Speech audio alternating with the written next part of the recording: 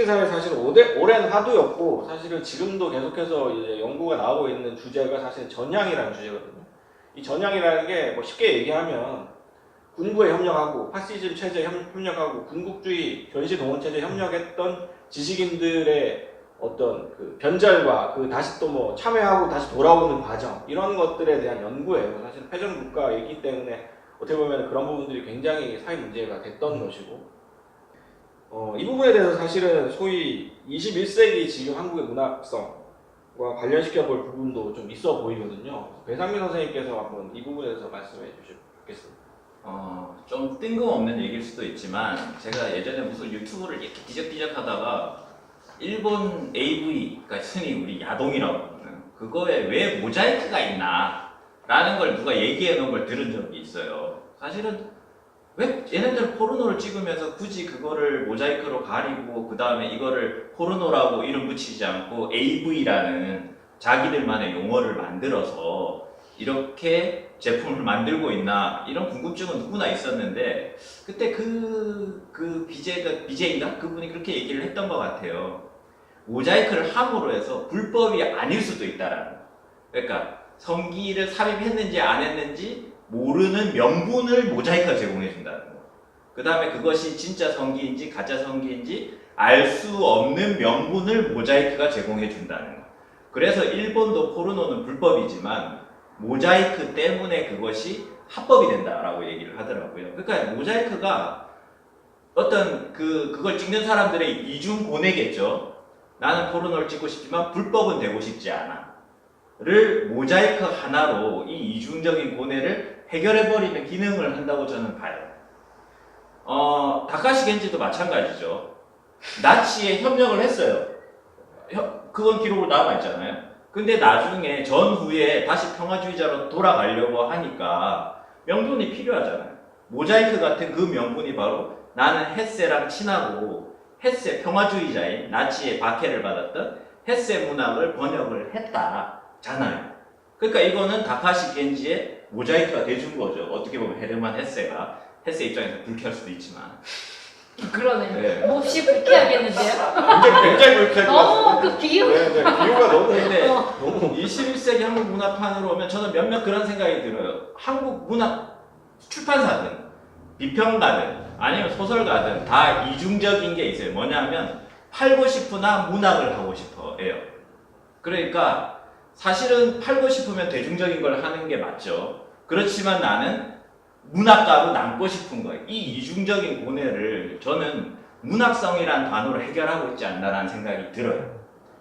솔직히 얘기하면 예전에 좀 지난 소설이긴 하지만 두근두근 내 인생 같은 것들 그 책을 보고 고등학생들 몇 명한테 얘기를 들어보니까 인터넷 소설인 줄 알았대요, 다들. 그 당시 기현이 이후에 인터넷 소설인 줄 알았다는 거예요. 하지만 너무 네. 문장이 다르지 않소? 그러니까 걔네들 읽기에는 똑같다는 거죠. 그러니까 어떻게 보면 저는 이렇게 얘기하고 대중적인 소설이 잘 팔리는 걸 수도 있는데 비평가나 문학 출판사나 또는 작가나 마찬가지겠지만 대중적이다라고 하면 자기가 뭔가 한 그레이드 내려가는 느낌? 그래서 문학성이라는 그거를 그 소설에 입힌 게 아닌가라는 생각이 들거든. 모자이크. 그렇죠. 그게 일종의 모자이크 기능을 해서 문학임에도 잘 팔리는 소설이 되는 거죠. 그러니까 사실은 대중적인 요소들이 많아서 잘 팔리는 소설이었을 수 있는데 문학성이라는 모자이크를 씌움으로 해서 문학임에도 잘 팔리는 소설로 자리매김하는 게 아닌가라는 생각이 들어요. 사실 근데 그거는 저는 그 신경숙의 소설이라든가 아니면 쇼코의 미소 같은 소설도 일정 부분 저는 대중성이 있다고 보거든요. 그리고 저는 대중성이 나쁘다고도 생각을 안 해요. 왜냐하면 대중성이 바탕이 돼야만 잘 팔리는 소설이 생기고 그래야 출판사들이 또 살이 찌는 것이고 그거를 바탕으로 해서 또 좋은 작품들을 내면 되는 것이고 또 대중성은 나쁜 게 아니라 사실은 널리 읽히는 것인 거에 다른 말일 수도 있거든요. 근데 우리는 대중성이라는 것 자체를 순수문학보다 한 수 아래에 있는 것이고 또 시간을 죽이는 나쁜 것이라는 인식 속에 있기 때문에 대중성이라는 말이 붙는 건 굉장히 괴로워한다는 거죠. 그러니까 거기다가 문학성이다라는 얘기를 붙여서 문학적임에도 문학임에도 잘 팔리는 소설이라고 얘기를 하는 것 같아요. 제 개인적인 생각에는. 네. 그래서 저는 이 문학성도 기분 나쁠 수 있겠지만 모자이크 구실을 하는 게 아닐까라는 생각을 했습니다. 이 책에 사실은 이제 그 문학 청년 얘기잖아요. 이 책 자체가. 근데 한국의 문학 청년 그 생각을 안 할 수가 없을 것 같아요. 일본의 문학 청년들 얘기를 하고 이제 구제고등학교 학생들 얘기를 하고 또 이제 도쿄대 문학부 학생들도 다 이제 문학 청년들인데, 근데 이제 저자가 이런 얘기를 해요. 그러니까 일본적 교양주의 본질은 중심부에 있기에 성립하는 아웃사이더 예찬이다. 우등생이기에 비로소 성립하는 반우등생주의다. 뭐 이런 얘기를 하거든요. 한국도 마찬가지로 서울대 비판도 서울대 출신이 해야지 먹히는 네? 그런 풍토가 있잖아요. 그런 거죠 사실. 이 책에서 언급하는 이제 그런 엘리트주의 이런 것들이 있는데 한국의 등단 시스템이라는 게 있잖아요. 그거하고 문창과를 통해서 형성되는 이제 어떤 문학 청년의 멘탈리티도 있을 텐데 그런 것들을 좀 비춰보면 이걸 어떻게 이해를 좀 해볼 수 있을까요? 뭔가 이 과정과 결과라고 하는 것이 일본에서 한국으로 넘어오는 사이에 전도된다라는 느낌이 드는 거죠. 그러니까 핵심적으로 앞에서는 엘리트주의나 입신 출세주의를 배격하기 위해서 교양주의가 출현했다면 거꾸로 우리 쪽에서는 교양주의라고 하는 것 속에서 엘리트주의와 입신 출세주의라고 하는 것들을 내부적으로 달성하는 이상한 논리적 전부가 있었다라고 생각을 해요. 그러니까 거꾸로 보자면 지금 공부 잘하는 애들 문학 안 하는 거예요. 문학 안 하는데 오히려 그러한 것들을 포기하고, 그러니까 뭔가 공부로서 입신 출세할 수 있는 가능성이라고 하는 것을 자기에게서 먼저 포기한 사람들이 문학을 하는 곳으로서 고등학교 문창과 맞나요? 고등학교 문창과. 고등학교 문창과에 들어와서 거기에서부터 제도적인 수문학으로 진입할 수 있게 되는 이런 제도적인 것들을 먼저 학습하고 있는 이상한 전도적 현상이 일어나는 겁니다. 심지어 거기에서 고등학교 문창과에서부터 강의를 하고 있는 선생님들은 기성 문인들이고요. 이 기성 문인들이 이 친구들한테 가르쳐 줄 수 있는 건 벌써 먼 미래를 내다보고 어떻게 하면 너네들이 어차피 문학을 한번 굶어 죽을 거지만 순문학 안에서의 그 입신 출세라고 하는 것들을 달성할 수 있느냐에 대한 이 좁은 문만을 알려주는 거죠. 그러니까 그때부터 문창과 다니는 친구들은 사실상 눈 가린 경주마처럼 마치 이 좁은 문만이 자기 삶에 있어서 일생의 목표가 되는 것처럼 달려갈 수밖에 없는 그런 훈육을 받는다고 생각을 해요. 이 훈육이 어떻게 보면 한국적인 교양주의고 이 훈육 속에서 그대로 엘리트 코스를 밟은 친구들, 그러니까 그 과정 중에서도 엘리트 코스가 있는 거죠. 거기에서 엘리트 코스를 밟은 친구들이 대학교 문창과에 진입하게 되고, 대학교 문창과에서는 그러면 뭐 대단히 특별하고 여러 가지의 문학적인 테크닉들을 배우느냐, 그게 아니라 또 여기에서도 기성 문단에 어떻게 진입할 수 있는가에 대한, 기성 문인들은 어떤 존재인가에 대한 문학적 에티튜드를 배우고 있다는 거죠. 그 에티튜드 속에서 괜찮은 작품을 썼다라고 판정되는 그러한 작품들이 등단 제도를 통과하는 거고요. 이제 제도권 안에 들어갔으니까 마찬가지로 그 관성을 따라가는 거죠.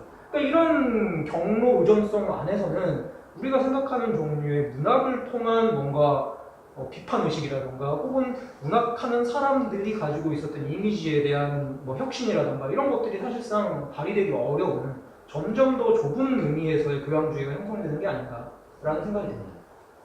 그렇군요. 이번에는 책에 이제 그 후반부에 나오는 여성 혐오라는 주제, 미소지니에 대한 얘기로 좀 가보겠습니다. 그 책 후반부에 헤세 수레바퀴 아래에서 내용 소개가 나오면서 이게 그 수레바퀴 아래서가 구제고등학교 남학생들한테 엄청나게 인기가 있었단 말입니다. 근데 이상하게 또 일본에서 그 소설을 이야기하는 사람들은 이 소설은 소녀 취향이다 뭐 이러면서 또 비아냥대는 그런 분위기도 있었다고 해요.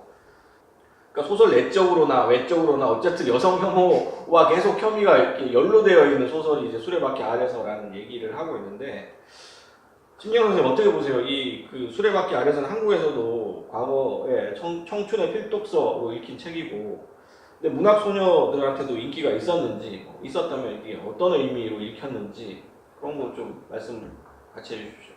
제가 아는 문학 소녀가 많지 않아서. 문학 소녀 시작하셨잖아요. 아니, 저희 때는 딱히 문학 소녀가 아니어도 뭐 죽기 전에 읽어야 될 뭐 책 100선 뭐 이래가지고 그런 도서 목록이 있었어요. 그래서 그 도서 목록이 항상 호밀밭의 80권, 그다음에 쓰레바퀴 아래서 밑에서 아무튼 그 책들이 항상 그 100선에 들어갔기 때문에 일종의 뭐 교양 소설 혹은 성장 소설로 읽은 거지. 그리고 그 읽었을 때는 학교와 그다음에 교사에 대한 반감 뭐 이런 거 왜냐면 중고등학교 때 주로 읽기 때문에 사실은 이제 그러한 이유 때문에 많이 읽는 거지 뭐 그렇게까지 이게 소녀 취향이라든가 뭐 그렇게 보기는 좀 어려운 것 같아요. 저는 오히려 이제 그 여기에서 이 사람이 그 저자가 뭐라고 얘기를 했냐면 이게 이제 뭐 캐세를 뭐 소녀에게서 여자들에게서 구해내자 뭐 이런 식의 캐치프레이즈를 내걸면서 되게 관념적인 후기 소설 유리알 유희 같은 건 읽지 않고 오히려 초기 소설인 뭐 수레바퀴랑 데미안만 읽었다는 거 아니에요. 그러면서 막 비판을 하는데 사실 이게 정확히 그 비판의 시점이 어떤지는 모르겠지만 이제 구제고등학교 출신 혹은 구제고등학교 학생들이 읽었을 때하고는 조금 다른 시대였을 것 같아요. 여학생들이 많이 읽었을 때는 조금 이제 이 독서 인구로 이제 여학생이 카운팅 되기 시작했을 때, 그 여학생들이 많아지고 그 다음에 어떤 책을 읽는 것이 일종의 어떤 자기 잘난 척의 한 방식이 되었을 때, 그때 이제 기존의 어떤 독서 목록으로 이제 들어와 있었기 때문에 이 책을 읽었을 가능성이 크고, 그래서 이 저자가 얘기하는 것처럼 뭐 이 소설의 여성 혐오가 결국에는 사춘기 소녀들이 읽으면서 사춘기 소녀들한테 이 여성 혐오가 뿌리내리고 있었던 것은 아닌가라는 식의 질문을 하는데, 그건 좀 제가 볼 땐 과장된 질문인 것 같고, 그리고 그 여기에서 이 사람이 이제 어떤 식으로 얘기하면 독일식 그런 그 교양 소설 혹은 성장 소설을 소년이 소녀를 거쳐서 남자가 되는 이야기라고 얘기를 하거든요. 근데 사실 수레바퀴 아래서를 보면은 이 한스는 소년인데 이제 어떤 이 헤르만과의 관계, 헤르만 맞나? 데미안? 하인 하이메 하여튼 네. 헤르만 하일러와의 관계에서 이제 여성 역할, 수동적인 여성 역할을 맡으면서 어떤 그런 소녀를 거쳤다가 사실 남자가 돼야 되는데 뭔가 기계공이 돼서 모든 걸 다 이제 학교를 그만두고 기계공이 돼서 이제 뭔가 이제 좀 어떠한 그런 세속 세계의 남자가 되려고 하는 찰나에 죽은 거잖아요. 그렇기 때문에 사실은 이 사람은 그런데 오히려 죽었기 때문에 더 이 완전히 어른의 남자가 되지 못한, 그래서 어떤 그 소년은 아니지만 여전히 청년의 그런 이미지로 남아 있을 수 있었던 게 아닌가. 그리고 그게 당시에 뭐 구제고등학교 그 엘리트 남학생이건 아니면 여학생이건 간에 그런 그 사람들이 열광했던 이유이기도 하고, 또 이 저자는 일본 근대 그 자체다. 이 한스를, 주인공 이 한스를 이렇게 얘기하는데, 어떻게 보면은 일본의 그 문학이라는 게 아까 얘기한 것처럼 어떤 특권 의식이 있잖아요. 자기는 어쨌든 구제고등학교 출신, 울트라 엘리트 코스인 구제고등학교에서 도쿄대 문학부를 이제 거쳐서 졸업한 그런 엘리트이지만, 그렇지만 엘리트이기 때문에 그 특권 의식을 거부하는 또 다른 특권 의식, 약간 이중의 특권 의식을 가지고 있는 사람들이거든요.